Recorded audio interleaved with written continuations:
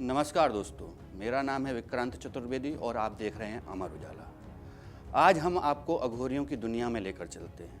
बताने वाले हैं कि अघोर पंथ क्या है, क्या इनमें महिलाओं का कोई स्थान है।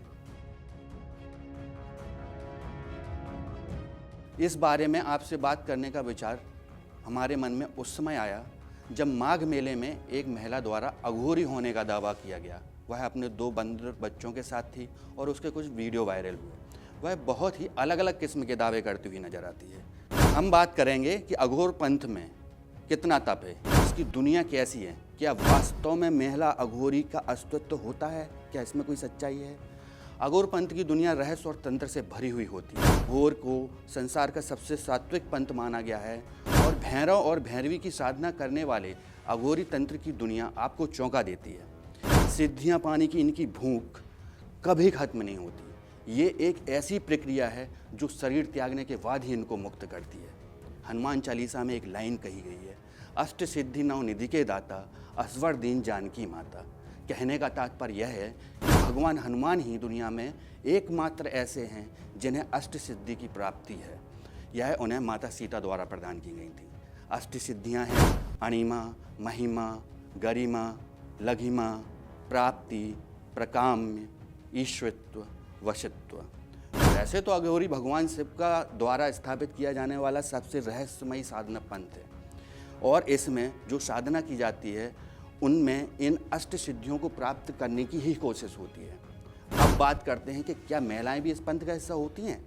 अघोर पंथ को समझने और उससे जुड़े रहस्यों को जानने के लिए काशी विद्युत कर्मकांड परिषद के राष्ट्रीय अध्यक्ष आचार्य अशोक द्विवेदी से कुंभ मेले के दौरान मेरा संपर्क हुआ था।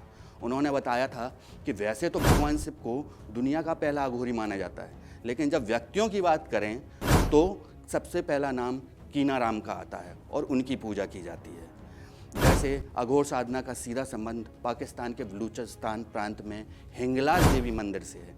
हिंगलाज भवानी उनकी प्रथम आराध्या शक्ति हैं। हिंगुजा शरीर के ऊपरी के ब्रह्मरंध्र को कहा जाता है। मैं आपको आसान भाषा में समझाऊं तो वह हिस्सा शरीर के ऊपर का या वह मार्ग जहां से एक साधु संत अपने प्राण त्याग कर मुक्ति को प्राप्त करते हैं। अब बात की जाए महिला अघोरी के अस्तित्व की।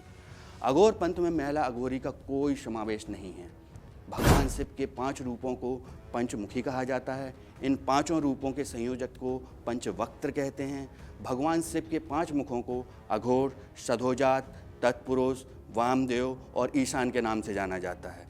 उनका जो 5वां वक्त्र है अघोर, वो पार्वती रहित न होने के कारण स्त्रीहीन माना जाता है।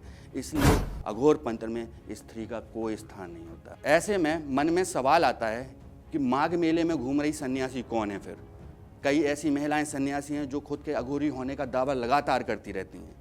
तो सबसे पहली बात तो यह है कि महिला अघोरी का भैरवी चक्र न होने के कारण वह छद्म अघोरी कहीं जाएंगी। तंत्र शास्त्र में उनकी सात्विक सत्यता स्वीकार्य नहीं है। महाकाल संहिता में भी इस बात का कहीं पे भी जिक्र नहीं मिलता है। जो महिलाएं तंत्र साधना कर रही हैं वो उनका अपना स्वयं का निर्णय हो सकता है। वास्तविक तंत्र साधना में इनका कोई अस्तित्व स्वीकार्य नहीं है। शिव के सधोजात, तत्पुरुष, वामदेव, ईशान रूप को लेकर वो साधना कर सकती हैं और इसे स्वीकार भी किया जाता है। पर जहाँ तक अघोर पंथ की बात की जाए उनके अस्तित्व के प्रमाण नहीं मिलते हैं। साफ साफ शब्दों में कहा जाए तो महिला अघोरी नहीं हो सकती, अगर हो सकती है तो बस छद्म अघोरी। अगर आपको हमारा ये वीडियो पसंद आया हो तो हमारे चैनल जीवांजलि को सब्सक्राइब करें